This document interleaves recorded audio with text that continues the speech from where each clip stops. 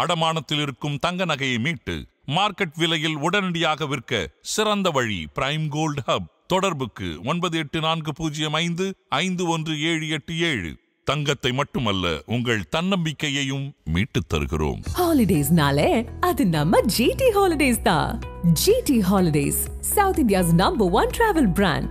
You know you are special when you're with GT Holidays. கூலி பற்றி தான் sir நிறைய விஷயங்கள் பேச போகிறோம். லோகேஷ் அண்ட் டீம் ரொம்ப ஹாப்பியாகவும் இருக்கிறதாகவும் நம்ம கேள்விப்படுறோம். ஆனால் ஒரு பயத்திலையும் இருக்காங்களா? நீங்கள் கான்ஃபிடென்ட்டாக எடுத்திருந்தாலும் உங்களுக்கு உள்ளுக்குள்ள ஒரு சின்ன ஒரு பர்சன்ட் பயம் வந்து இருக்க தான் செய்யும். ஒரு இயக்குனராக இருக்கும்போது ரஜினிக்கே அந்த பயம் இருக்க தானே செய்யுது. இத்தனை படம் ரஜினி நடித்தா கூட ரஜினி முதல் நாள் நைட் ஒரு படம் நாளைக்கு ரிலீஸ் ஆகுது அப்படின்னா முதல் நாள் நைட் ரஜினி தூங்க மாட்டார். அப்படி அதே மாதிரி ரஜினிக்கு இன்னொரு பழக்கம் உண்டு. என்னதான் இவ்வளோ பெரிய ஸ்டாராக இருந்தால் கூட ரஜினியோடைய பழக்கம் என்னென்னா, ஒரு தயாரிப்பாளர் நம்மளை நம்பி படம் எடுக்க வந்திருக்காங்க, அந்த தயாரிப்பாளருக்கு எடுத்த இந்த படத்தில் வந்து லாபம் கிடைச்சிச்சா அப்படிங்கிறது வந்து ஒரு தடவைக்கு 4 தடவை தயாரிப்பாளர்கிட்ட வந்து. கேரளாவில் ஒரு மார்க்கெட்னு ஒன்று இருக்குது சார். விஜய் அவர்களுக்கும் ரஜினி அவர்களுக்கும் அங்கே ஒரு போட்டா போட்டியே இருந்துகிட்டு இருக்கு. எல்லா மார்க்கெட்டுமே காலி பண்ணிட்டாரா? இல்லை, கூலி வந்து கேரளாவில் மட்டும் கிங் மேக்கர் இல்லை, கிங் மேக்கர் இல்லை, கூலி வந்து உலகம் ஃபுல்லாக கிங் மேக்கர். அது கேரளா மார்க்கெட்டில் வந்து விஜய் அவர்களுக்கும் சூர்யா அவர்களுக்கும் கார்த்திக் கூட ஒரு ஃபேன் ஃபாலோவர்ஸ் இருந்துகிட்டு இருக்காங்க சார். அஜித் அவர்களுக்கும் கூட தான் எல்லாத்தையுமே நான் தான் உங்களுக்குலாம் அப்பனுக்கு அப்பன் எப்பயும் இருப்பான்ற மாதிரி ரஜினி அதை ப்ரூவ் பண்ணிட்டே இருக்காரு ஒவ்வொரு படங்கள்லையும். ரஜினி ப்ரூவ் பண்ணிட்டே இருக்காரு. ஒரு டயலாக் அந்த ட்ரையலில் வருது பார்த்தீங்களா, அந்த அப்படி விரட்டுற மாதிரி, காக்கா விரட்டுற மாதிரி, அது காக்காங்கிறாங்க விஜய் ரசிகர்கள். அந்த டிபேட்டுக்குள்ளே நம்ம போவேன்னா அப்படி விரட்டிட்டு அவர் என்ன சொல்கிறாரு, தேவான்னு தெரிஞ்சிருந்தோம் எங்கிட்டயா அப்படிங்கிறாரு பார்த்தீங்களா. இது வந்து ரஜினி வந்து சொல்கிற டயலாக்கு விஜய்க்குங்கிறாங்க. இது விஜய்க்கு இல்லை, டோட்டல் இண்டஸ்ட்ரிக்கே. தமிழ்நாட்டில் 1300 ஸ்க்ரீன் கிட்ட இருக்குது சார். 1000 ஸ்க்ரீனில் கூலி, மீதி 200 ஸ்க்ரீனுமே அவங்களும் இதை தான் கேட்குறாங்க. ஆனால் வார் 2 இன்னும் சில படங்கள் இருக்கனால எல்லா ஸ்க்ரீன்லையும் போட முடியாது அப்படின்றது எல்லாருக்குமே தெரியும். எப்படி சார் அது பாசிபிளா? 1000 ஸ்க்ரீனுக்கு மேலே கூலி அப்படின்றது பாசிபிள். அதாவது வந்து ரஜினி படத்துக்கு அது பாசிபிள் அப்படிங்கிறது வந்து ரஜினி வந்து தொடர்ந்து நிரூபிச்சுட்டு வர்றார். கூலி மட்டும் இல்லை, ரஜினி படம் ஒவ்வொரு படமும் வெளியிடும் போது பார்த்தீங்கன்னா அது கிட்டத்தட்ட பார்த்தீங்கன்னா 1000 ஸ்க்ரீனை நெருங்கும். அதன் சிமையில் அனைவருக்கும் ஒரு பெரிய வணக்கம் அண்ட் வெல்கம் டு ஷோ. இன்னைக்கு என் கூட ப்ரொடியூசர் ஆஸ்கார் ஃபிலிம்ஸ் பாலாஜி பிரபு சார் இணைஞ்சிருக்காங்க. வழக்கம் போல கூலி ஸ்பெஷல் தான் சார். வணக்கம். வணக்கம். எப்படி இருக்கீங்க? நல்லா இருக்கேன். சூப்பர். கூலி பற்றி தான் சார் நிறைய விஷயங்கள் பேச போகிறோம். லோகேஷ் அண்ட் டீம் ரொம்ப ஹாப்பியாகவும் இருக்கிறதாகவும் நம்ம கேள்விப்படுறோம். ஆனால் ஒரு பயத்திலையும் இருக்காங்களா? நம்ம பார்க்கும் பொழுது நிறைய, ஏன்னா படங்கள் ஒவ்வொரு படங்களும் அவரது ரிலீஸ் ஆகும் பொழுது ஒவ்வொரு கோவிலுக்கும் செல்வது வழக்கமாக வச்சுருக்காங்க. இந்த முறை இன்னும் வேண்டுதல் அதிகமாகவே இருக்குது. என்ன காரணம்? இல்லை, இது ஒரு பெரிய படம், பயங்கர ஹைப் ஆகி போச்சு. ரஜினியோட காம்பினேஷனு, லோகேஷ் எல்லாம் பார்த்தீங்கன்னா இதுக்கு முன்னாடி திருவண்ணாமலை போனார். அதுக்கப்புறம் பார்த்தீங்கன்னா இப்போ ராமேஸ்வரத்தில் போய் புனித நீராடல் அது பண்ணிட்டு சாமி வேண்டிகிட்டு இருக்காரு. ஸோ மொத்தத்தில் பார்த்தீங்கன்னா ஒரு பயம் ஒன்று இருக்கும். என்னதான் நீங்கள் வந்து ஒரு ப்ராடக்டை வந்து நீங்கள் கான்ஃபிடென்ட்டாக எடுத்திருந்தாலும் உங்களுக்கு உள்ளுக்குள்ள ஒரு சின்ன ஒரு பர்சன்ட் பயம் வந்து இருக்க தான் செய்யும். ஒரு இயக்குனராக இருக்கும்போது ரஜினிக்கே அந்த பயம் இருக்க தானே செய்யுது. இத்தனை படம் ரஜினி நடித்தா கூட ரஜினி முதல் நாள் நைட் ஒரு படம் நாளைக்கு ரிலீஸ் ஆகுது அப்படின்னா முதல் நாள் நைட் ரஜினி தூங்க மாட்டார் அப்படிங்கிறது தான் உண்மை. அதாவது குறுக்க முறுக்க நடந்துக்கிட்டே இருப்பார். காலையில் ஃபஸ்ட் டே ஃபஸ்ட் ஷோ ஓடி அந்த தேட்டனுடைய ரெஸ்பான்ஸு, க்ரௌடு வெளியில் வராங்கல்ல, அவங்க என்ன சொல்கிறாங்க, படம் பாசிட்டிவ் அப்படின்னு சொன்னால் தான் ரஜினி வந்து ஃபுல் சாட்டிஸ்ஃபை ஆவார். அதே மாதிரி ரஜினிக்கு இன்னொரு பழக்கம் உண்டு. என்ன தான் இவ்வளோ பெரிய ஸ்டாராக இருந்தால் கூட ரஜினியோடைய பழக்கம் என்னென்னா, ஒரு தயாரிப்பாளர் நம்மளை நம்பி படம் எடுக்க வந்திருக்காங்க, அந்த தயாரிப்பாளருக்கு எடுத்த இந்த படத்தில் வந்து லாபம் கிடைச்சிச்சா அப்படிங்கிறது வந்து ஒரு தடவைக்கு 4 தடவை தயாரிப்பாளர்கிட்ட வந்து சார் உங்களுக்கு ஓகே தானே அப்படின்னு ரஜினி கேட்டு தெரிஞ்சுக்குவார். ஸோ இதெல்லாம் தான் ரஜினியோடைய எப்படி சொல்கிறது, ரஜினி அப்படின்னு இத்தனை வருஷம் கழித்து கொண்டாடுறதுக்கு இதெல்லாம் ஒரு காரணம் தான். ஸோ இந்த பயம் நிச்சயமாக வந்து லோகேஷ்க்கு மட்டும் இல்லை, ரஜினிக்கு, அனிருத்துக்கு, எல்லாத்துக்குமே இந்த ஹோல் டீமுக்கு இருக்க தான் செய்யும். நான் மிகப்பெரிய எதிர்பார்ப்பை வந்து இன்றைக்கி கூலி உருவாக்கிடுச்சு. உலகளவில், இந்தியாவில் மட்டும் இல்லை, உலகளவில் ஒரு எதிர்பார்ப்பு இருக்கிறதுனால இந்த படம் மிகப்பெரிய வெற்றி அடையணும், நினைக்கிறதை விட பல மடங்கு வந்து இது சக்ஸஸ் ஆகணும் அப்படிங்கிறது ஒரு கிரியேட்டர், அதில் பங்கு பெற்றவங்க, அதாவது வந்து நடிகர்லேருந்து டெக்னீஷியன்லேருந்து எல்லாருமே ஆசைப்படுவாங்க. ஸோ அப்படி இருக்கிறது அது இயல்பு தான் அந்த பயம்.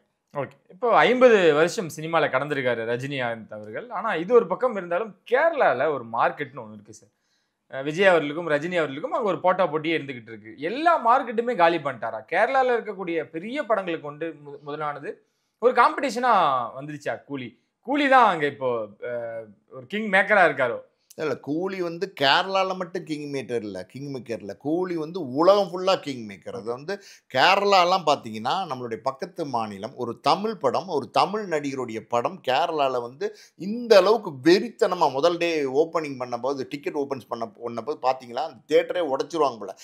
கேட்டெல்லாம் உடைச்சு தள்ளிருவாங்க போல. அந்த அளவுக்கு வந்து கிரவுட் வந்து உள்ள பாயுறாங்க. ஸோ இப்படி ஒரு வரவேற்பு. அது எப்படி இந்த மேஜிக் எப்படி நடத்துறார் ரஜினி, இது எப்படின்னே எதுவுமே தெரியாத அளவுக்கு வந்து ஆடியன்ஸ் வந்து பயங்கரமா எல்லா பக்கமும் கொண்டாடுறாங்க. ஸோ கேரளாலாம் நீங்க பார்த்தீங்கன்னா, இது வரைக்கும் ஆல்ரெடி ப்ரீ புக்கிங்லேயே பார்த்தீங்கன்னா 3 கோடி ரூபாய்க்கு மேலே வந்து டிக்கெட் வித்து தீர்த்துருக்குன்னு சொல்றாங்க. கேரளால மட்டும் இல்ல, உலக அளவுல பார்த்தீங்கன்னா அந்த டிக்கெட்ஸ் எல்லா இடத்துலையும் யூகேல எல்லாம் பார்த்தீங்கன்னா, ஆல்ரெடி இந்த 4 நாளைக்கு உள்ள டிக்கெட் எங்கேயுமே இல்லை. தமிழ்நாட்டில் இல்லை, எந்த ஸ்டேட்லேயுமே இல்லை. ஸோ அது இல்லாமல் யூகேலாம் எக்ஸ்ட்ரா ஸ்க்ரீன்ஸ் போடலாமான்னு பார்த்துட்டு இருக்காங்க. தமிழ்நாட்டிலே என்ன தெரியுமா நினைக்கிறாங்க, இப்போ வந்து கிட்டத்தட்ட 1000 திரையரங்குகள் வந்து ஆல்ரெடி புக் பண்ணி பிளான் பண்ண ஸ்க்ரீன்ஸ் இல்லாமல் எக்ஸ்ட்ரா ஸ்க்ரீன்ஸ் பண்ணா என்ன அப்படின்னு ஒரு பிளானிங்ல போயிட்டு இருக்காங்க சன் பிக்சர்ஸ். மொத்தத்தில் எல்லா பக்கமுமே வந்து கூலிக்கு ஒரு பெரிய வரவேற்பு இருக்கு. ஸோ இது வந்து எப்படின்னா, இது எப்படி அப்படின்னு தெரியல. ஒரு 50 வருஷம் ஒரு ஸ்டாரு, அவருடைய படம் கிட்டத்தட்ட ஒரு 25 வயசுல நடிக்க வந்து 75 வயசுல வந்து அதே மாசோட 25 வயசுல எப்படி வந்தாரோ, 25 வயசுல என்ன ஸ்டைலு, என்ன டயலாக் டெலிவரி, என்ன மாதிரியான ஒரு பர்ஃபார்மன்ஸ் எல்லாம் பண்ணாரோ ரஜினி, அதே எனர்ஜியோட இன்னைக்கும் பண்றாரு அப்படின்னா, அது வந்து எல்லாருமே வியந்து பார்க்குறாங்க. எப்படி இந்த மனுஷனால முடியுது? 75 வயசுல ஒரு ஆள் வந்து இப்படி வந்து அட்ராக்ட் ஆவாரா? எல்லாரோடைய பார்வையும் அவர் மேல திருப்ப முடியுமா? இது எப்படி நடக்குது அப்படின்னா, யாராலையுமே இது கண்டுபிடிக்க முடியல. இந்த கேள்விக்கு விடையே இல்லைங்கிற மாதிரி ரஜினி போயிட்டு இருக்காரு. ஸோ இதெல்லாம் பார்த்தீங்கன்னா, அதாவது இது முன்னாடி வந்த ரஜினியோடைய படங்கள் எல்லாமே எக்ஸ்பெக்டேஷன் உள்ள படங்கள் தான். அதெல்லாம் கூலியெல்லாம் பார்த்தீங்கன்னா பயங்கரமான ஒரு ஹைப்பு. அதை வந்து சன் பிக்சர்ஸ் பண்ணுறாங்க ப்ரொமோஷனுங்கிறதை விட, பப்ளிக்லேருந்து மீடியாவிலேருந்து எல்லாருமே பார்த்தீங்கன்னா, தியேட்டர் ஓனர்ஸ்லேருந்து டோட்டலாகவே வந்து இண்டிவிஜுவல், அதாவது ஒவ்வொரு இண்டிவிஜுவலும் கூலியை பற்றி பேசுகிறான், கூலியை பற்றி வந்து ப்ரமோட் பண்ணுறான். ஸோ அந்த ப்ரமோஷனே இன்றைக்கி வந்து ஒரு பெரிய ஹைப் வந்து கூலி கிரியேட் பண்ணிடுச்சு. ஆகஸ்ட் 14, அதாவது நம்ம தமிழ்நாட்டில் வந்து 9 மணிக்கு தான் காட்சி. இதுக்கு முன்னாடி பார்த்திங்கன்னா ஆந்திரா, அப்புறம் வந்து கேரளா, இன்னும் பல இடங்களில் பார்த்திங்கன்னா 6 மணி காட்சி போட போகிறாங்க. ஸோ அதுக்கு போய் பார்க்கணும் அப்படின்னு சொல்லி இங்கேருந்து டிக்கெட் புக் பண்ணி கார் எடுத்துக்கிட்டு இப்படிலாம் போய் டிக்கெட்டு அங்கே எப்படியாவது டிக்கெட் கிடைக்காதுன்னு அங்கே தள்ளுமுள்ளு பண்ணி பார்க்குறாங்கன்னா, ஸோ ரஜினி கிரேட். கேரளா மார்க்கெட்டில் வந்து விஜய் அவர்களுக்கும் சூர்யா அவர்களுக்கும் கார்த்திக் கூட ஒரு ஃபேன் ஃபாலோவர்ஸ் இருந்துகிட்டு இருக்காங்க சார். அஜித் அவர்களுக்குமே கூட தான். எல்லாத்தையுமே நான் தான் உங்களுக்குலாம் அப்பனுக்கு அப்பன் எப்பயும் இருப்பான்ற மாதிரி ரஜினி அதை ப்ரூவ் பண்ணிட்டே இருக்காரு ஒவ்வொரு படங்கள்லையும். ரஜினி ப்ரூவ் பண்ணிட்டே இருக்காரு. ஒரு டயலாக் அந்த ட்ரையலில் வருது பார்த்தீங்களா, அந்த அப்படி விரட்டுற மாதிரி, காக்கா விரட்டுற மாதிரி, அது காக்காங்கிறாங்க விஜய் ரசிகர்கள். அந்த டிபேட்டுக்குள்ளே நம்ம போவேன்னா அப்படி விரட்டிட்டு அவர் என்ன சொல்கிறாரு, தேவான்னு தெரிஞ்சிருந்தோம் எங்கிட்டயா அப்படிங்கிறாரு பார்த்தீங்களா. இது வந்து ரஜினி வந்து சொல்கிற டயலாக்கு விஜய்க்குங்கிறாங்க. இது விஜய்க்கு இல்லை, டோட்டல் இண்டஸ்ட்ரிக்கே, இந்தியன் இண்டஸ்ட்ரிக்கே வந்து சேலஞ்ச் பண்ணுற மாதிரியான டயலாக்காக நம்ம எடுத்துக்கலாம். ஏன்னா அந்த அளவுக்கு பார்த்தீங்கன்னா ரஜினி வந்து total he's a competitor to every one. அதாவது இன்னைக்கு இருக்கிற 25 வயசு பையனுக்கும் நான் காம்படிட்டர் தான், என்னை மீறி ஒருத்தன் ஏறி போக முடியாது அப்படிங்கிற ஒரு ஸ்ட்ராட்டஜியில் வந்து ரஜினி வந்து தொடர்ந்து படங்கள் வந்து வெற்றி படங்கள் கொடுத்துட்ருக்காரு. ரஜினி மேலே இருக்கிற கவர்ச்சி, ஒரு கவர்ச்சி நடிகை இருக்காங்கன்னு வச்சுக்கோங்க. அவங்க ஒரு 18, 20, 25 வயசு 30 வயசு வரைக்கும் தான் அந்த கவர்ச்சி இருக்கும். அதுக்கப்புறம் அந்த கவர்ச்சி போயிடும். ஆனால் 75 வயசுலையும் பார்த்தீங்கன்னா ஒரு கவர்ச்சி இருக்குது ரஜினிகிட்ட அப்படின்னா, அது ரஜினிகிட்ட மட்டும்தான் அந்த கவர்ச்சி இருக்குது. அப்படிங்கிற மாதிரி ரஜினி வந்து ஒவ்வொரு படமும் வந்து ஹிட் கொடுத்துட்ருக்காரு. அதுக்கு இன்னொரு காரணம் என்னென்னா, Rajini is a best entertainer. அதாவது வந்து ரஜினியுடைய ஒவ்வொரு விஷயமும் ரசிகர்களால் கொண்டாடப்படுதுன்னா அப்போ வந்து he's a best entertainer. Industry, அதாவது வந்து இந்தியன் இண்டஸ்ட்ரி மட்டும் இல்லை, வேர்ல்டுலேயே பார்த்தீங்கன்னா ஹீஸ் அ பெஸ்ட் என்டர்டைனர். அந்த அளவுக்கு பார்த்தீங்கன்னா அவருடைய ஸ்டைலு, லுக்கு, வாக்கு, பெர்ஃபார்மன்ஸு, டயலாக் டெலிவரி, ஸ்பீடு எல்லாமே வந்து ஆடியன்ஸ் வந்து கைதட்டி ரசிக்கிறாங்கன்னா நிச்சயமாக அந்த பட்டம் அது ரஜினிக்கு செல்லும். தமிழ்நாட்டில் 1300 ஸ்க்ரீன் கிட்ட இருக்குது சார். 1000 ஸ்க்ரீனில் கூலி, மீதி 200 ஸ்க்ரீனும் அவங்களும் இதை தான் கேட்குறாங்க. ஆனால் வார் 2 இன்னும் சில படங்கள் இருக்கனால எல்லா ஸ்க்ரீன்லையும் போட முடியாது அப்படின்றது எல்லாருக்குமே தெரியும். எப்படி சார் அது பாசிபிளா? 1000 ஸ்க்ரீனுக்கு மேலே கூலி அப்படின்றது பாசிபிள். அதாவது வந்து ரஜினி படத்துக்கு அது பாசிபிள் அப்படிங்கிறது வந்து ரஜினி வந்து தொடர்ந்து நிரூபிச்சுட்டு வர்றார். கோலி மட்டும் இல்லை, ரஜினி படம் ஒவ்வொரு படமும் வெளியிடும் போது பார்த்தீங்கன்னா அது கிட்டத்தட்ட பார்த்தீங்கன்னா 1000 ஸ்க்ரீனை நெருங்கும். இந்த கூலி படத்தை பொறுத்த வரைக்கும் இன்னும் எக்ஸ்க்ளூசிவாக அது வந்து மாறிடுச்சு. அது என்ன அப்படின்னு தெரில. ஒரு மேபி ரஜினி, லோகேஷ் கனகராஜ், அனிருத் அந்த காம்பினேஷன் வந்து பெரிய லெவலில் எதிர்பார்ப்பை கிரியேட் பண்ணியிருக்கு. ஏன்னா லோகேஷ் வந்து விக்ரமோடைய வெற்றி இருக்குது பார்த்தீங்களா, அது வந்து மிகப்பெரிய வெற்றி. ஒரு கமலோட ஃபேன் பாயா லோகேஷ் வந்து கமலை வந்து மிகப்பெரிய ஒரு ஹைப்பில் கொண்டு போய் வச்சாரு விக்ரம் படத்தை பொறுத்த வரைக்கும். Maximum box office collection, super collection, கமலுடைய கேரியர்லேயே மிகப்பெரிய வெற்றி படம் விக்ரம்ங்கிற மாதிரி லோகேஷ் கொடுத்திருந்தாரு. ஸோ இந்த இடத்துல இந்த பக்கம் பார்த்தீங்கன்னா சூப்பர் ஸ்டார் அப்படின்னா ரஜினிகாந்த் தான். ரஜினியோட இணையும் போது அந்த மேஜிக்கை நிச்சயமாக இங்கே வந்து பல மடங்கு, கிட்டத்தட்ட 100 மடங்கு வந்து லோகேஷ் வந்து செயல்பாட்டில் கொண்டு வந்திருப்பாரு. ஸோ நிச்சயமாக அதாவது வந்து எப்படி வந்து விக்ரம் படம் வந்து பெரிய வெற்றி படம் அடைஞ்சிச்சோ அது நல்லா புரிஞ்சுக்குங்க. கமலோடைய ஃபேன் பாய் லோகேஷ் அவர் ரஜினியோட சேரும்போது ரஜினியை என்னவா காமிச்சிருப்பாரு அப்படிங்கிற ஒரு எக்ஸ்பெக்டேஷன் வந்து இங்கே கிரியேட் ஆயிருக்கு. இங்கே டெக்னிக்கலி நீங்கள் சில விஷயம் பார்க்கணும். அதாவது வந்து விக்ரம் படத்திலே பார்த்தீங்கன்னா அந்த கிரீஷ் கங்காதரன் கேமராமேன், அவர் அந்த லோகேஷ் காம்பினேஷன் இருக்குது பார்த்தீங்களா, அது மிகப்பெரிய ப்ளஸ்ஸு. காரணம் என்னென்னா அதாவது எக்ஸ்ட்ராடனரியாக அன்னைக்கு இருக்கிற லேட்டஸ்ட் டெக்னாலஜி எல்லாம் வந்து விக்ரமில் பயன்படுத்தியிருந்தார், கேமராலேருந்து எல்லாம். ஸோ அதுக்கப்புறம் இப்போ கூலின்னும் போது இன்னும் எக்ஸ்ட்ராடனரியான பல விஷயங்கள், இன்னும் என்னென்ன பண்ண முடியுமோ பிரம்மாண்டங்களை வந்து, அதை நான் சொல்கிறது டெக்னிக்கலி பிரம்மாண்டங்களை வந்து இந்த படத்துக்குள்ளே கொண்டு வந்திருக்காரு. அதுக்கு என்ன வேணாலும் செலவழிக்கிறோம், எவ்வளோ வேணாலும் செலவழிக்கிறோன்ற ஒரு ப்ரொடக்ஷன் ஹவுஸாக சன் பிக்சர்ஸ் அமைஞ்சிருச்சு. ஸோ லோகேஷ் முதல்ல இந்த படம் ஆரம்பிக்கும் போது ஒரு விஷயம், சன் பிக்சர்ஸ் ரஜினி 2 பேருக்குமே ஒரு ரிக்வஸ்ட். அது என்ன அப்படின்னா, நான் வந்து இந்த ப்ராடக்டை அஸ் அ கிரியேட்டர் ஃபுல்லாக முடிச்சுட்டு ஓகேன்னு சொல்லி க்ரீன் சிக்னல் கொடுக்குற வரைக்கும் ரிலீஸ் டேட் கொடுக்கக்கூடாது, ரிலீஸ் டேட் ப்ரெஷர் கொடுக்கக்கூடாது அப்படின்றது சொன்னார். அது வந்து 2 பேருமே அக்செப்ட் பண்ணிட்டாங்க. லோகேஷனுடைய சுதந்திரத்துக்கு இந்த படத்தை விட்டுருக்காங்க. ஸோ அவர் நினைச்சதெல்லாம் அந்த படத்தில் பண்ணியிருக்காரு சார். அந்தளவுக்கு வந்து இந்த படத்தில் மிகப்பெரிய ஒரு வெற்றியை, அதாவது ரஜினியை மிகப்பெரிய ஒரு ஸ்டாராக காமிச்சிருப்பாரு. அதில் எந்த விதமான சந்தேகமும் இல்லை. தியேட்டரில் ஆடியன்ஸ் எல்லாம் பார்த்தீங்கன்னா மிகப்பெரிய எதிர்பார்ப்போட வந்து ஆகஸ்ட் 14 காத்துட்டு கொடுத்த பணத்திலேருந்து 5 கோடி ரூபா மீதி பண்ணி கொடுத்துருக்காரு சார் லோகேஷ். அது எவ்வளோ பெரிய விஷயம். ஏன்னா இப்போ இருக்க இயக்குநர்கள் வந்து குறிப்பிட்ட தொகைக்கு மேலே தான் வாங்கிட்டு இருக்காங்க. ஆனால் 5 கோடி ரூபாய் மீதி பண்ணி கொடுத்துருக்காரு, சொன்ன டேட்டில் எடுத்து கொடுத்துருக்காரு. இதுதான் லோகேஷ் அப்படின்லாம் சொல்கிறாங்க. நாகார்ஜுனா கூட ஒரு இடத்துல கேட்கும் பொழுது நீங்கள் யாரை கடத்துவீங்க அப்படின்னு கேட்கும் பொழுது நான் லோகேஷை கடத்திட்டு போயிடுவேன். ஸோ எல்லா இண்டஸ்ட்ரியிலும் ஒரு வாண்டட் லிஸ்ட்டில் இருக்காரு, டைரக்டர்ஸில் வாண்டடாக இவர் இருந்துக்கிட்டே இருக்காரு. லோகேஷுக்கு அவ்வளோ தூரம் இருக்கா சார்? அடுத்து அமீர்கான் படம் ஹிந்தியில் இயக்க போகிறார், கைதி 2 இருக்குது, தெலுங்கு இருக்குது. இனிமேட்டு எந்த இடத்துல இருக்க போகிறார் லோகேஷ்? இல்லை most wanted star director Lokesh, அதில் ஒன்றும் எந்த விதமான சந்தேகம் இல்லை. தமிழ் இண்டஸ்ட்ரியில் வந்து இருக்கிறார் அந்த டைரக்டர் அப்படின் போது அது நமக்கு பெருமை. இன்றைக்கி தமிழ் இண்டஸ்ட்ரி மட்டும் இல்லாமல் இந்தியன் இண்டஸ்ட்ரியே கொண்டாடுற ஒரு டைரக்டராக மாறியிருக்காரு. காரணம் என்னென்னா லோகேஷை பொறுத்த வரைக்கும் அந்த எக்ஸிகியூஷன், அதாவது வந்து தான் என்ன நினைக்கிறாரோ அதை எடுக்கிறதுக்கான டேலண்ட் வந்து ஒரு லோகேஷ் இருக்கு. பொதுவாக ராஜமௌலிலாம் கடந்துட்டாரா, அவங்க எல்லாம் மிஞ்சிட்டாரா? இல்லை ராஜமௌலி சங்கர் அவங்க வந்து வேற கேட்டகரி. அவங்க ஒரு ராஜமௌலி சங்கரை பொறுத்த வரைக்கும் ஒரு விஷயம் சொல்லணும் என்னன்னா, சங்கர் எல்லாம் வந்து என்ன வேணாலும் எடுப்பார். அதாவது வந்து தன்னுடைய கிரியேட்டிவிட்டி அதை வந்து பெருசுப்படுத்திக்கிட்டே போய் வந்து எல்லாத்தையுமே ஷூட் பண்ணி அதில் எது தேவையோ அதை வந்து படத்துக்கு பயன்படுத்துவார். ஆனால் லோகேஷை பொறுத்த வரைக்கும் அவர் என்ன ஒரு இன்டர்வியூல சொல்லியிருக்காருன்னா, ஒரு ஃப்ரேம் கூட எனக்கு வந்து எக்ஸஸா, அதாவது வந்து தேவையில்லை அப்படின்னு நினைச்சா நான் ஷூட் பண்ண மாட்டேன் அப்படிங்கிறார். ஸோ இது வந்து என்ன சொல்ல வருது அப்படின்னா, he is very confident in is work. அதாவது எடிட்டிங் நாலேஜ் அப்படின்னு சொல்லுவாங்க. எடிட்டிங் நாலேஜ் இருந்தால் மட்டும்தான் என்ன படத்தில் வரப்போகுது, எங்கே வந்து கட் பண்ண போகிறோம், எந்த ஃப்ரேம் வந்து நம்ம ரிமூவ் பண்ண போகிறோம், எது தேவையில்லாதுங்கிறது வந்து மைண்டில் வந்து ஃபுல்லாக இருந்தால் தான், ஸ்கிரிப்டை வந்து ஃபுல்லாக உள்வாங்கி இருந்தால் தான் அதை வந்து கரெக்டாக அந்த எடிட்டிங் நாலேஜோடு எக்ஸிக்யூட் பண்ணுற டேரக்டர்ஸ் இருந்திருக்காங்க சினிமா உலகத்தில். இப்போ லோகேஷ் வந்து ஒரு எப்படி சொல்கிறது, ஒரு வெல்வெஸ்ட் ஒரு பெரிய ப்ராஜெக்ட்லேயே பார்த்தீங்கன்னா அப்படி ஒர்க் பண்ணியிருக்காருங்கிறது வந்து பெரிய பாராட்ட வேண்டிய ஒரு விஷயம்.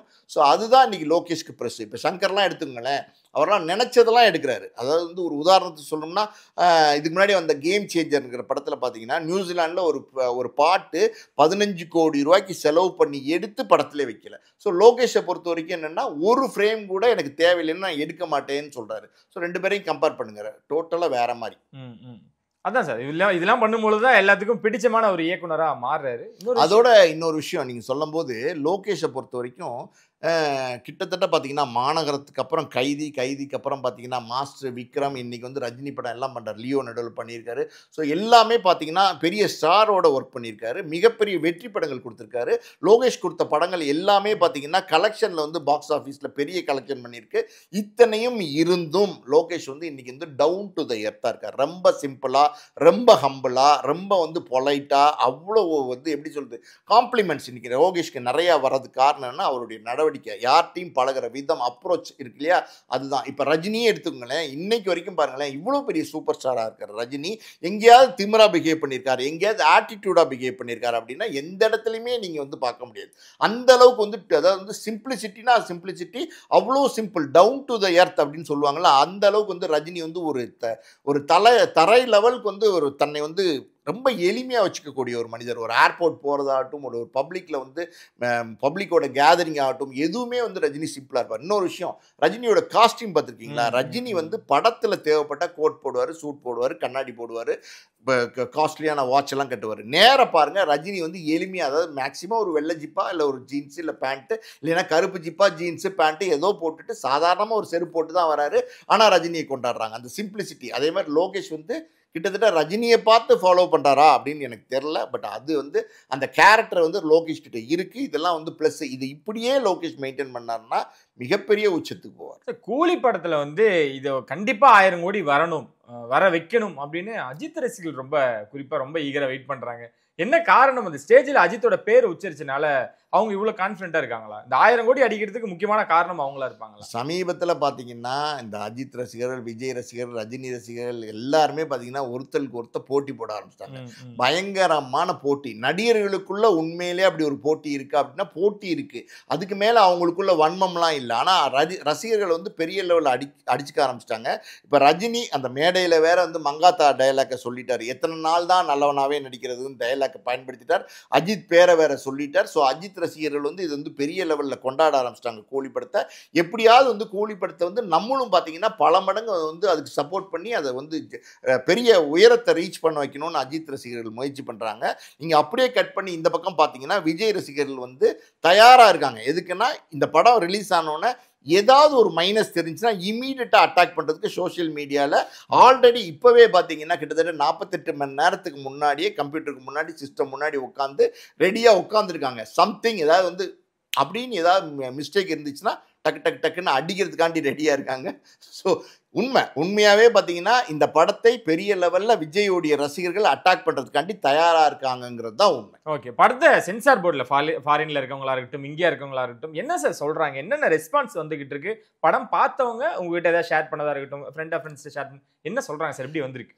இது வரைக்கும் இந்த படம் பார்த்தவங்க என்ன சொல்கிறாங்கன்னா எல்லா கேரக்டர்ஸ்க்குமே இம்பார்ட்டன்ஸ் இருக்குங்கிறாங்க. ஷோபின் அப்படிங்கிற ஒரு நடிகர், அவர் வந்து மஞ்சுமல் பாய்ஸில் வந்து ஒரு காமெடி மாதிரி, ஒரு இன்னசென்ட் மாதிரி, ஒரு பால்ட் ஹெட்டில் ஒரு வயசான ஆள் மாதிரி இருக்கிற ஆள், அவர்கிட்ட இவ்வளோ டேலண்ட் இருக்கா அப்படின்னு வந்து ஆச்சரியப்படுற அளவுக்கு வந்து இதில் பெர்ஃபார்ம் பண்ணியிருக்கார் ஷோபின்ங்கிறாங்க. அதே மாதிரி நாகார்ஜுனா அவருடைய ஃபயரான அந்த எக்ஸ்பிரஷன்ஸை வந்து இந்த வில்லனாக வந்து இந்த படத்தில் காமிச்சிருக்காருங்கிறாங்க. ஆமீர் கான் கொஞ்சம் நேரம் வந்தால் கூட அது வந்து எக்ஸ்ட்ராடனரியாக இருக்கும். அவருடைய வர அந்த ஸ்க்ரீன் ஸ்பேஸ் பார்த்தீங்கன்னா எக்ஸலண்டா இருக்கும் அப்படின்னு சொல்றாங்க. ஸோ மொத்தத்தில் இந்த படத்தில் உள்ள கேரக்டர்ஸ்க்கு எல்லாமே வந்து இம்பார்ட்டன்ஸ் கொடுத்துருக்காங்க. இது எல்லாமே மீறி ரஜினி, அது வழக்கமான ரஜினி, அது ரஜினி எப்படி வந்தாலும் ஆடியன்ஸ் வந்து ரசிப்பாங்கிறது ஒரு பக்கம்.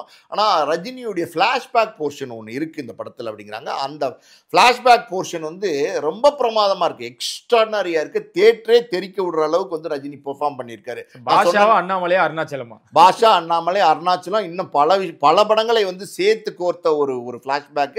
அந்த அளவுக்கு எல்லா விதமான ஃபயரையும் வந்து ரஜினி காமிச்சிருக்காருன்னு சொல்றாங்க. அதுதான் அந்த மூமெண்ட் இருக்கு பாத்தீங்களா, அந்த ஃபிளாஷ்பேக் போர்ஷன் தியேட்டர்ல ஓடுற மூமெண்ட் இருக்கு பாத்தீங்களா, அது வந்து தியேட்டரே தெரிக்கும், அதிரி புதிரியா இருக்குங்கிறாங்க. உண்மையாலுமே அது வந்து அப்படி ஒரு ஃபிளாஷ்பேக் இருக்குங்கிறாங்க.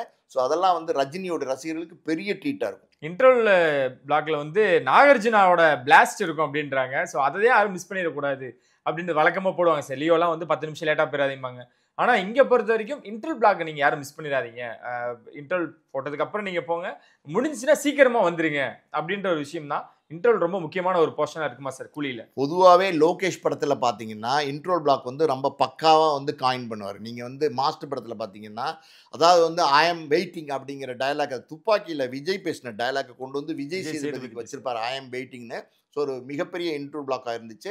அதுக்கப்புறம் பார்த்தீங்கன்னா விக்ரமில் பார்த்தீங்களா, அதாவது ஆரம்பிக்கலாமா அப்படின்னு அந்த மாஸ்கை கலட்டிட்டு கமலஹாசன் சொல்கிற டயலாக் இருக்குது பார்த்தீங்களா, அது வந்து பெரிய ட்ரீட்டாக இருந்துச்சு கமல் ஆடியன்ஸ்க்கு. இப்போ இந்த படத்தை பொறுத்த வரைக்கும் ரஜினி வந்து முடிச்சிடலாமா அப்படிங்கிறது தான் வந்து இன்ட்ரோல் பிளாக் டயலாக். ஸோ அந்த டயலாக்கை ரஜினி அவர் வாயால் சொல்லும்போது ஸ்க்ரீனில் ரஜினியோட ரசிகர்கள் பார்க்கும்போது எப்படி இருக்குன்னு யோசிச்சு பாருங்க. அதாவது தெரிக்கும் இன்ட்ரோல் பிளாக்லாம் பார்த்தீங்கன்னா இன்டர்மிஷன், அதாவது இன்ட்ரோல்னு போடும்போது தெரிக்கும், தேட்டரே அலரும். அந்த அளவுக்கு வந்து எக்ஸ்ட்ராடனரியாக இருக்கும். அது காரணம்னா ரஜினி சொல்ல போகிறார் அந்த டைலாக். ரஜினி அவர்களும் பார்த்துட்டாங்க, லதா மேடமும் பார்த்துட்டாங்க. 2 பேருக்கும் ரொம்ப ஹாப்பி அப்படின்னு விஷயம் இருந்தாலும் தமிழ்நாட்டில் 7000 ரூபாய் டிக்கெட் அப்படின்னு விஷயம் தான் சார். ரசிகர்கள் ஏன் இவ்வளோ ஆர்வமாக இருக்காங்க, வெறித்தனமாக இருக்காங்களா சார்? இது என்ன வார்த்தை சொல்கிறதுன்னு கூட தெரியல.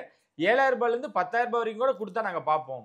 இது 50 வருஷம் சினிமாவில் வந்து ரஜினி அவர்கள் கடந்து பயணிச்சுட்டு இருந்தாலும் அதையும் மீறி எங்களுக்கு கூலி வேணும், எங்களுக்கு கூலிக்காக நாங்கள் வந்து எவ்வளோ வேணால் செலவு பண்ண ரெடியாக இருக்கோன்றாங்க. என்ன காரணம், என்ன நடக்குது அங்கே? இப்போ நீங்கள் கேட்குற கேள்வி கேட்கும் போதே எனக்கு ஒரு விஷயம் நான் வருது. என்னென்னா, நான் வந்து +1 +2லாம் படிச்சுட்டு இருக்கும்போது அலங்கார்னு ஒரு தியேட்டர் மவுண்ட் ரோடில் இருந்துச்சு. அதில் தான் பார்த்தீங்கன்னா ரஜினியோட படங்கள் எல்லா படங்களுமே வரும். இப்போ வந்து 9 o'clock ஷோ போடுறாங்களா, அப்போ வந்து 11:30 ஷோ தான் ஃபஸ்ட்டு ஷோ. 11:30 ஷோக்கு பார்த்தீங்கன்னா நாங்கள் எல்லாருமே கிட்டத்தட்ட பார்த்தீங்கன்னா ஒரு 30 பேர் 40 பேர் ஃப்ரெண்ட்ஸ் வந்து டிக்கெட் எடுத்து எப்படி பார்த்தாலும் first day first show Rajini படம் பார்க்கணுங்கிற வெறியோடு நாங்கள் அந்த படத்தை போய் பார்ப்போம். அன்னைக்கு ஆடியன்ஸ் கிட்ட ரஜினிக்கு என்ன வரவேற்பு இருந்துச்சோ அதே வரவேற்பு வந்து ரஜினியோடைய ஆடியன்ஸ் கிட்ட இன்னைக்கு இருக்குது. அந்த அளவுக்கு வந்து ரஜினியை வந்து கொண்டாடுறாங்க. ஸோ இது வந்து ரஜினி பார்த்து, லதா ரஜினிகாந்த் பார்த்து, அப்புறம் அனிருத், லோகேஷ் எல்லாரும் பார்த்து அவங்கெல்லாம் அந்த படத்தில் ஒர்க் பண்ணவங்க. அவங்கெல்லாம் முழுமையாக அதை வந்து திருப்தி அடைஞ்சிட்டாங்க. பட் ஆடியன்ஸ் இருக்காங்க பார்த்தீங்களா, அந்த அந்த ஒரு ப்ரீசிங் மூமெண்ட்காண்டி வெயிட் பண்ணிட்டு இருக்காங்க. ஸோ இந்த இந்த இந்த இந்த வரவேற்பு வந்து இன்னைக்கு வந்தது இல்லை, பல வருஷங்களாக ரஜினிக்கு தொடர்ந்து இருக்கிற ஒரு விஷயம்தான். இந்த 10,000 ரூபாய் அப்படின்றதும் கூட அது அவங்களுக்கு ஒரு பெரிய பொருட்டா தெரியல. 10,000 ரூபாய் நீங்கள் கேட்டீங்க, நான் அதை மிஸ் பண்ணிட்டேன். அதாவது வந்து 10,000 ரூபாய் இல்லை, அதாவது வந்து என்ன வேணாலும் கொடுக்குறோங்க, எனக்கு படம் பார்க்கணும் அப்படிங்கிறாங்க. இதான் பார்க்கணும், படத்தை பார்க்கணும். நாங்கள் வந்து ஸ்க்ரீனில் ரஜினியை ஃபஸ்ட்டு டே ஃபஸ்ட்டு ஷோ பார்க்கணும். எல்லாருமே என்னென்னா டோட்டலாக வந்து இன்றைக்கி தமிழ் இண்டஸ்ட்ரியிலோட ஆடியன்ஸ் மட்டும் இல்லாமல் வேர்ல்டு வைடில் பார்த்தீங்கன்னா ஃபஸ்ட்டு டே ஃபஸ்ட்டு ஷோ, அதாவது FDFS வந்து நாங்கள் பார்க்கணுன்னு எதிர்பார்க்குறாங்க. இந்த இடத்துல முக்கியமான ஒரு விஷயம், நீங்கள் சொன்ன மாதிரி டிக்கெட்லாம் பார்த்தீங்கன்னா 500 ரூபா, 1000 ரூபா, 1500 ரூபா, 2000 ரூபா, 2500 ரூபா, 7000 ரூபா வரைக்கும் போகுதுன்னு இப்போ வரைக்கும் தகவல் இருக்குது. ஸோ பல இடங்களில் பார்த்தீங்கன்னா தியேட்டரே வந்து அஃபிஷியலாக வந்து 7000 ரூபாய்க்கு டிக்கெட் விற்கிறாங்க. அஃபிஷியலாக விற்க முடியாது, ஆனால் விற்கிறாங்க. எல்லா இடங்களையும் டிக்கெட் அப்படி தான் போயிட்டுருக்கு. அது இல்லாமல் பார்த்தீங்கன்னா வேர்ல்டு வைடு டிக்கெட்ஸ் இருக்குது பார்த்தீங்களா, அதெல்லாம் பார்த்தீங்கன்னா பல டிமாண்டோடு தான் எல்லா இடத்துலையும் விற்றுட்ருக்கு. ஸோ இது வந்து ரஜினிக்கான ஒரு எதிர்பார்ப்பு. என்ன நிலை சார்? ஏன்னா 14ஆம் தேதி என்ன நடக்கும்? ஏன்னா இவ்வளோ தூரம் டிமாண்ட் இருக்குது, டிக்கெட் ப்ரெஷர் இருக்குது. தேட்டர் ஓனர்ஸ் எல்லாம் வந்து ஒருத்தர்லாம் பேசும்பொழுது எப்படி தேட்டரை நாங்கள் எப்படி பாதுகாப்போம்னு தெரியல. ஏன்னா இது எனக்கு தெரிஞ்சு துணிவு வாரிசுன்னு நினைக்கிறேன் சார். இந்த படங்கள் ரெண்டும் ஒரே நாளில் வரும்பொழுது கூட இவ்வளோ ப்ரெஷர் யாரும் அவங்க ஹேண்டில் பண்ணதில்லை. 14ஆம் தேதி என்ன ஆகும்னு தெரியல. ஓஜி ரஜினி ஃபேன்ஸ் எல்லாமே வராங்க, எங்களுக்கு அவ்வளோ எதிர்பார்ப்பு இருந்தாலுமே கூட என்ன நடக்கும்னு தெரியல அப்படின்றாங்க. 14ஆம் தேதி தியேட்டரில் நிலை என்ன சார்? தியேட்டர் நிலையெல்லாம் ஒன்றும் ஆகாது. ரஜினி ஃபேன்ஸ்லாம் பார்த்தீங்கன்னா மேக்ஸிமம் என்ஜாய் பண்ணுவாங்க, ஜாலியாக இருப்பாங்க, கத்துவாங்க, கூச்சல் இடுவாங்க, விசில் அடிப்பாங்க, தலைவான் கிளாப் பண்ணுவாங்க, எல்லாம் பண்ணுவாங்க. ஆனால் டீசெண்டான ஃபேன்ஸ் ரஜினியோட ஃபேன்ஸு.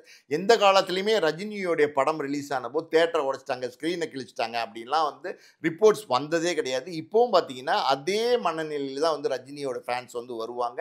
தேட்டர் வந்து அதிரி புதிரியாக இருக்கும், பெரிய திருவிழா கோலமாக இருக்கும். அதாவது ஒரு கிராமத்தில் ஒரு கோயில் திருவிழா நடந்தால் எந்த அளவுக்கு வந்து ஆட்டம் பாட்டம் கொண்டாட்டத்தோட ஒரு சியர்ஃபுல் மூமெண்ட்டாக இருக்குமோ அந்த மாதிரி பார்த்தீங்கன்னா எல்லா தேட்டருமே பார்த்தீங்கன்னா திருவிழா கோலமாக இருக்கும். வெளியில் பட்டாசு வெடிக்கிறதுலேருந்து, தலைவரை என்ஜாய் பண்ணுறதுலேருந்து, ஒவ்வொரு அதாவது போஸ்டர்ஸ், பேனர்ஸ் இதெல்லாம் வச்சு ரசிக்கிறதுலேருந்து, மாலை போடுறதுலேருந்து, அது வந்து ஒரு ஃபேன் பாய் மூமெண்ட். அது என்னதான் நீங்கள் தடுக்க நினைச்சாலும் ஒரு எப்படி சொல்கிறது, ரசிகனுடைய மனநிலையிலேருந்து நீங்கள் பார்த்தீங்கன்னா அதை தடுக்கவே முடியாது. அவனுக்கு அன்னைக்கு தான் தீபாவளி, அவனுக்கு அன்னைக்கு தான் பொங்கல், அவனுக்கு அன்னைக்கு தான் நியூ இயர், எல்லா திருவிழாவும் அவன் அன்னைக்கு தான் அப்படிங்கிற மாதிரி அவன் செலிப்ரேட் பண்ணுவான். ஸோ அதாவது வந்து இது இன்னொரு முக்கியமான விஷயம் என்னென்னா, கிட்டத்தட்ட 1975 அபூர்வ ராகங்கள் படம் அது ஆகஸ்ட் 15 ரிலீஸ் ஆச்சுன்னு நினைக்கிறேன். இப்போ கிட்டத்தட்ட 50 வருஷம் கழிச்சு 2025 இன்னைக்கு வந்து கூலி வந்து அதே ஆகஸ்ட் 14 ரிலீஸ் ஆகுது. ஸோ வந்து முழுமையாக ரஜினி வந்து சினிமா இண்டஸ்ட்ரிக்கு வந்து 50 வருடத்தை வந்து நிறைவு செய்கிறாரு. இந்த 50 வருடத்தில் ரஜினியோட சாதனை அப்படின்னா சொல்லிக்கிட்டே போகலாம். அந்த அளவுக்கு வந்து ரஜினி வந்து சினிமாவே பிரட்டி போட்டார், இந்தியன் சினிமாவே பிரட்டி போட்டார். அதாவது அமிதாப் பச்சன்லாம் ஒரு காலத்தில் பாப்புலராக இருந்தார். இன்னும் பல நடிகர்கள் வந்து, ஏன் மலையாளத்தில் மோகன்லால், மம்முட்டி இல்லையா, எத்தனையோ நடிகர்கள் இருக்காங்க, ஏன் ஆந்திராவில் சிரஞ்சீவி இல்லையா. ஆனால் ரஜினி அப்படின்னா அது என்னமோ தெரில சார். அதாவது வந்து கலாநிதி மாறன் சொல்லியிருந்தால, எந்த சீஃப் மினிஸ்டர் ஃபோன் பண்ணாலும் ஃபோன் எடுப்பாங்க, எந்த பிரைம் மினிஸ்டரே ஃபோன் எடுப்பார், உலக அளவில் இருக்கிற பிரைம் மினிஸ்டரே ஃபோன் எடுப்பாங்க, இதெல்லாம் சொல்லியிருந்தார்ல. அதான் one and only super star Rajini அப்படின்னு சொல்லியிருந்தார்ல, அது வந்து 100% வந்து உண்மையான வார்த்தை. One and only super star Rajini, evergreen super star Rajini. அது காரணம் என்னன்னா, he is the best entertainment. ஒரு ரசிகனை கொண்டாட வைக்கணும்னா அந்த அளவுக்கு 50 வருஷமா கொண்டாட வச்சிட்டு இருக்காரு. ஸோ அப்படிப்பட்ட ஒரு நடிகர், இஸ் அ பெஸ்ட் என்டர்டெய்னர். அவருக்கு எல்லாமே பொருந்தும். தீபாவளி, பொங்கல் எல்லாமே அந்த ஆகஸ்ட் 14 தான் நினைக்கிறேன். படம் ரிலீஸ்க்கு அப்புறம் நிறைய விஷயங்கள் பேசுவோம் சார். ரொம்ப நன்றி சார். நன்றி. இந்த நிகழ்ச்சியில் சந்திக்கிறேன். உங்களை தேடி பெறலாம். நன்றி, வணக்கம்.